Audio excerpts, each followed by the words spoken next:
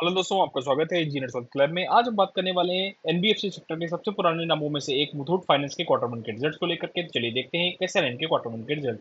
सबसे पहले मैं आपको बता दूं, कंपनी ने जितना भी डेटा शेयर किया वो सारा मिलियंस में है, तो जो भी हम बात करने वाले हैं वो करोड़ में कन्वर्ट करके करने वाले हैं। अगर हम कंपनी की टोटल रेवेन्यू फ्रॉम ऑपरेशन की बात करें, जो कि 6,450 करोड़ के रहे, जो लास्ट क्वार्टर में 5,621 करोड़ के थे, और लास्ट सेम क्वार्टर में 4,473 करोड़ के थे। तो कंपनी की सेल 4,473 करोड़ से बढ़ करके अब 6,450 करोड़ की हो गई है, जो कि तकरीबन हमको 44% से ईयर ऑन ईयर बेसिस पे बढ़ती हुई दिखाई दे रही है।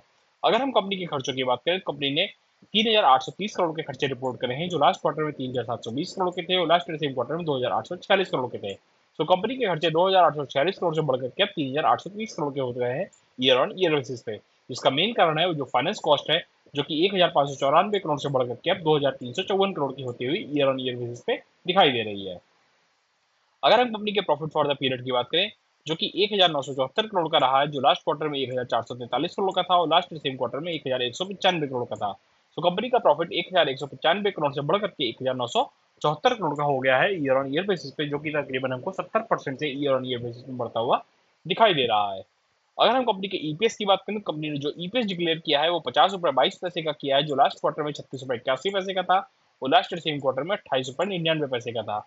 यानी कि 28 रुपये 99 पैसे से ईपीएस बढ़ करके अब 50 रुपये 22 पैसे का हो चुका है, जो कि तकरीबन हमको 73% के आसपास ईयर ऑन ईयर बेसिस पे बढ़ता हुआ दिखाई दे रहा है। तो दोस्तों, जहां एक तरफ कंपनी की सेल तकरीबन 44% से ईयर ऑन ईयर बेसिस पे बढ़ती हुई दिखाई दे रही है, वहीं कंपनी का नेट प्रॉफिट तकरीबन 70% से ईयर ऑन ईयर बेसिस पे बढ़ता हुआ दिखाई दे रहा है और ईपीएस भी तकरीबन 74% से ईयर ऑन ईयर बेसिस पे बढ़ता हुआ दिखाई दे रहा है। तो काफी शानदार नतीजे रहे हैं इस क्वार्टर के मुथूट फाइनेंस के।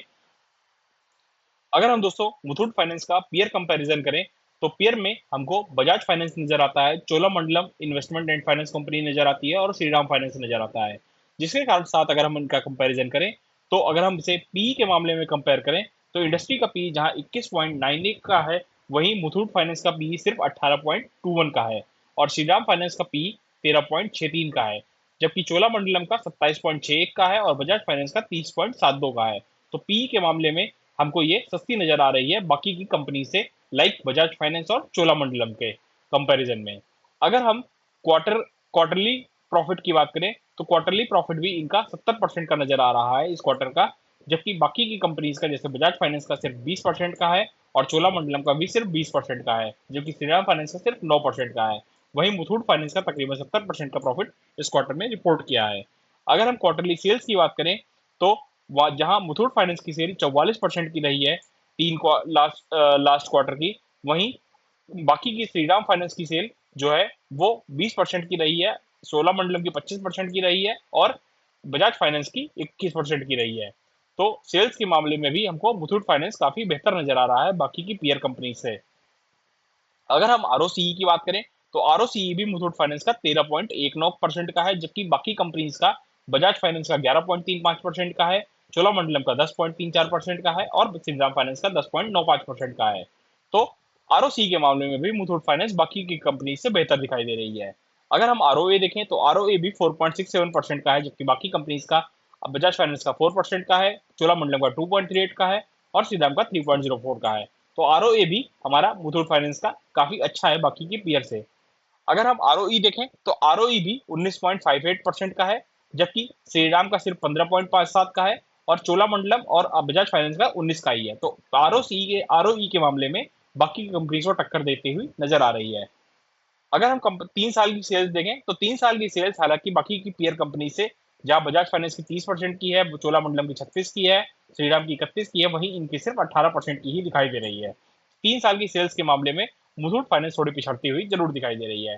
प्रॉफिट के मामले में भी 3 साल के वहां पे भी हमको ये पिछड़ती हुई दिखाई दे रही है, जबकि इसका प्रॉफिट सिर्फ 10% का है और बाकी की कंपनीज का बजाज फाइनेंस का 33% का है, चोलामंडलम का 25 का है और श्रीराम का 44% का है।